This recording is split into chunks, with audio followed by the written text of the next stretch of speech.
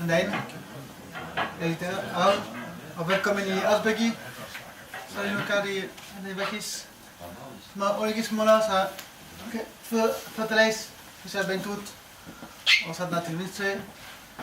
Dan Davis hier Davis Christian Maria. Dat is wel.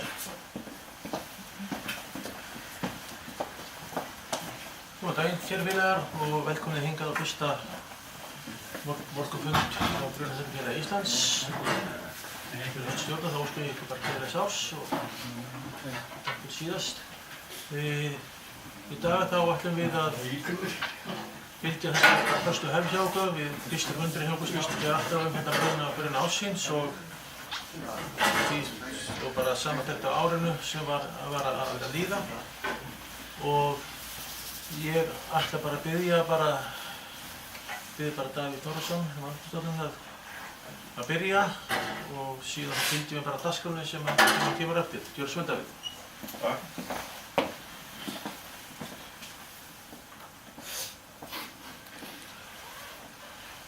Ég heiti Davíð Snorrason og er fagstjóri hjá Mannréttindastofnun og við ætlum að fara yfir tölfræði og brunatjón á árinu. Reyndar alltaf Kristján að byrja á þessu, þannig að hann fer ekki langt. Og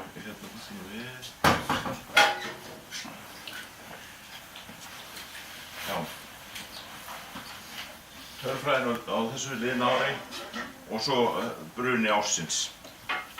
Þetta verður svona hjá okkur í dag. Þetta verður byrjun á þessu tölfræðu og svo brunatjón á Íslandi, manntjón í brunum, bruni ársins og áhugaverðir brunar. Og Kristján, vilt þú ekki bara? Já. Svo erum við að byrja. Já, ég ætla að byrja að fara aðeins yfir tölfræðina og hvernig hún var. Hún skiptist í nokkra hluta. Við förum fyrst yfir stóru atriðin, en það sem kemur í ljós er að þessu ári á síðast ári að það voru í raun og veru aðeins færri brunar heldur en árin áður. Það er byggingar af gögnin sem eru ekki alveg, slökkvilin er ekki öll búin að gera upp, við erum samt komin yfir 95% af tölfræðinni í hús. En eins og ef við skoðum hvað var manntjóni, þá ef við skoðum meðaltalið fyrir það sem hefur orðið á 2000 upp úr þá eru umtalsvert hærra, meðaltalið umtalsvert stærra heldur en, eða fjöldi látur er talsvert stærri heldur en meðaltalið á 2000 upp úr. Eignatjónið, það var talsvert mikið og það voru aðalega 4 brunar á árinu sem að tóku svona lungan úr tjóni sem að Tryggingafélagið þurfti að bæta og fengu þar með að 3 mjög stóra bruna, mjög þunga fyrir Tryggingafélagin sem voru svona 500 milljónir og upp úr. Ef við skoðum bara lítillega eins hvernig þróunin hjá útköllum slökkviliða hafa verið, þá erum við með tölu sem fyrir 12 ár. Þessi hingað til og með 2015 þau byggja á tölum voru eldri grunni og eru ekki alveg eins full mótið og vantar aðeins upp og því sá að það er komin að stíl þetta frá 2016 þar sem erum við bara komin með mjög góðar heimtur sem eru 97% af skráðum útköllum upp og það sem við sjáum svolítið summan af brunna er rúmlega 700. Hér er hún fyrir að nálgast segnum og vantar nokkur úr en það munar umtalsverður fyrir ígjölda bruna. Við sjáum það svolítið mikill munur á milli eldur utanbygginga. Hvort að það kunni að vera í samhengi við vatnsstjónið, þetta var náttúrulega rigningasumar og ég veit að á sama tíma og systurstofnanir okkar voru að fást við alls konar sem tengdist skógabruna og snöða, þá voru augljóslega mjög vel upplýst það að það var rigning á Íslandi. Ég var mjög var við það í haust eitt. En það kann að vera kannski að eldurbygging að þetta hluta til út af þarna vatnsstjóni og rigningu. En þá eru svona önnur útgjöld mismunandi vel útstýrt. Það er ekki alltaf hægt að útstýra allt saman sem kemur. Við höldum samt alltaf áfram að reyna að hvetja menn og aðstoða menn við að reyna að finna út hvað þetta er. Nú, ef við skoðum manntjónið, þá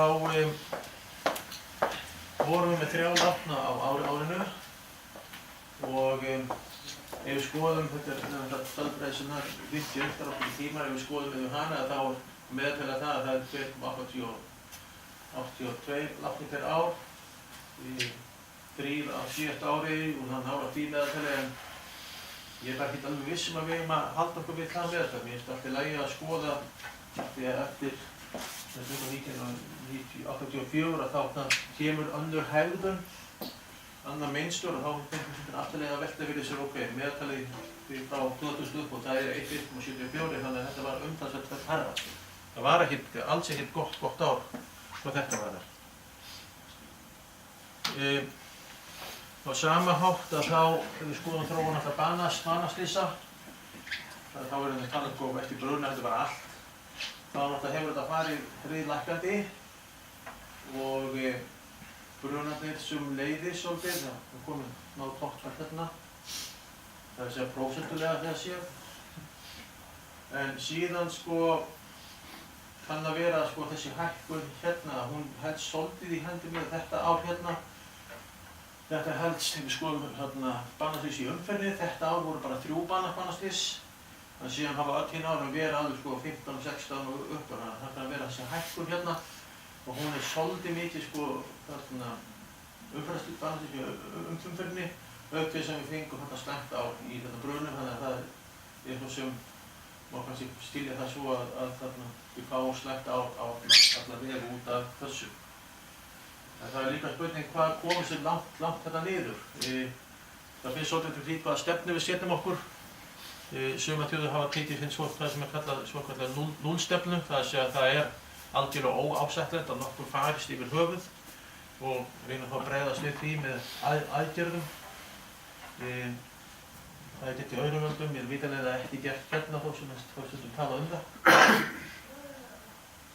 En þetta var allavega hvað var það þróun banaslys að hún er miklu betra en hún var, en aðeins toppur kominn, lokal, staðbundinn toppur, vonandi bara tímabundið.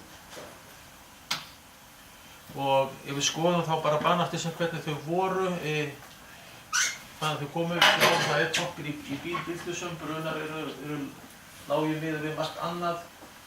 Við sjáum hvernig þetta skiptist.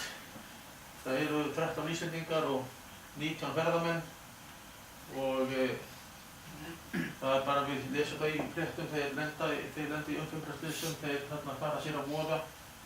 Þetta geti, ég man ekki alveg hvað reynist að þetta gera, hún er náttúrulega í miður og hún tekið til sín einhver mannslið. En það er að segja að þetta er kannski betur spurning hvað við getum gert til þess að erlendi ferðamenn fari sér minna á voða. Ef við skoðum bætt tjón tryggingafélagana, þá er það, við fáum hérna gott, það er hærra núna heldur síðast. Síðast var tillega gott að auðvitað meðaltalinu, nú er það umtalsvert yfir meðaltalinu. Samt stér það sé ekki ábreidd úr eins og fyrir tjón síðustu ára. Og meðaltalið það er 2,4 milljarðar, við erum 3,3. Það er samt svona að við förum smám saman hækkandi. Og við byggjum dýrari hús, við erum meira inn í þeim. Ansýrðum við erum betur með að sækja bætur, við veit ekki alveg. Og þannig að þetta var samt sem að þetta tjón, Handstar á mestu leyti, mestu 2-3 árum er bara vegna 4 tjóna. Og það var eitthvað minnst á hluta þeim eftir. Nú, þá er komið að Davíð Davíð ætlar að fjalla núna svona einstöku bruna sem voru og hvað við getum lært af þeim og þess áttar, þannig að ég býð bara Davíð velkominn. Verð svo vel. Takk fyrir. Já, það voru sem sagt, eins og Kristján kom inn á, þá létust 3 einstaklingar í eldsvoðinu á árinu 2018. Og Mannvirkjastofnun rannsakar alltaf bruna ef dauðsfall verður í eldsvoða. Það bara í lögunum.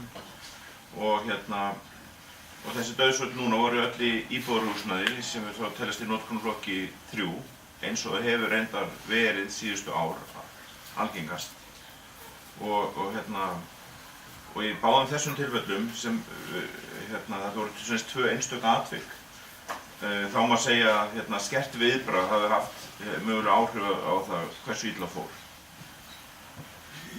Það var sem sagt eldur á 7. hæð í fjölbýlishúsi í Kópavogi þann 27. maí og það sem eldri karlmaður lést í brunanum. Og þarna var sem sagt, það leit svolítið illa út í upphafi, það var verið eins og að vera bara yfirtendurinn í íbúðinni en eldurinn var aðalega á svölunum, svo var bara reykur inn í íbúðinni. Svo var eldur í einbýlishúsi á Selfossi 31. október á Kirkjuveginum, þar sem karl og kona létust í brunanum. Þetta hefur verið mikið auðvitað í fjölmiðlum og svoleiðis, en það var, má segja að skert viðbragð hafi mögulega haft áhrif á að þau komust ekki út. En þá förum við yfir í bruna ársins. Ég held að Mannvirkjastofnun fengi að velja hvað væri bruna ársins, en það þannig að Brunatæknifélag Íslands ákveður bruna ársins, en þeir kannski kjósa sig eiginlega sjálfir. Og það má segja að þessi hafi sennilega unnið bæði í tjóni, í milljónum og líka í megavöttum, eins og sést á þessari mynd. Þetta var í Garðabæi 5. apríl. Og það sem ég ætla að gera, ætla bara að fara aðeins í gegnum í bygginguna lítillega og bruna. Og svo mun slökkvilið höfuðborgarsvæðisins fara nánar yfir slökkvistarf og annað til þess að tengist hér eftir. En þetta er sem sagt iðnaðarhúsnæði með verslun, skrifstofum, lager og geymslum og mest í notkunarflokki 1. Þetta eiginlega reyndar verslunarrými var yfir 150 fermetrum, þannig að það telst á í notkunarflokki 2. Og grunnflötu byggingarnir er 55 x 63 metrar, það er býsna stórt hús. Og samkvæmt fasteignamatsölunni er þetta skráð 5.488 fermetrar. Og þetta er svona hefðbundið stálgrindarhús en gólfin í suður- og norðurenda þau voru steypt. Þau voru staðsteypt og með stálburðarvirki undir. Skoðum bygginguna áður en hún brann. Geymslur voru þessi mynd við segjum að þetta sé bara suður. Þetta er í 8A IKEA, suðurendin og svo í norðurendunum þar var Æsver. Hérna sjáum við norðurendan. Verslunin var hérna í norðurendanum öðrum megin og hinum megin var Marel með skrifstofur.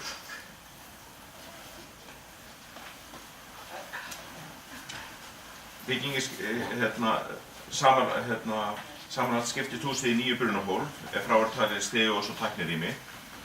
Brunahólfið vekki milli skrifstofu og verslunar Æsver að lager Æsver var E60 en frá Æsver yfir að geymslum var það E90. Það voru léttir brunaveggir. Og reykklósinn var þannig að það voru sem sagt reykklósinn í miðrýminu. Það sem hver lúga var ca. 0,9 fermetrar og teikningu og í raunveruleikanum voru 32 lúgur og virk opnum kannski kringum 20, hún var reyndar meira en 20 fermetrar, virk opnum. Og hluti þeirra opnaðist sjálfvirkt við brunahúðurur sem voru 6 fermetrar, en líklega var það líka aðeins stærra sem opnaðist strax. En það var engin reykklósinn í suður- og norðurenda. Svo maður skoða hana bara úr lofti og þá var þessi skipting svona Miðrýmið var hérna þessi sem er 1600 fermetra, þetta er æsverðnaðurinn sem endurinn byrjaði og svo hérna var verslunin og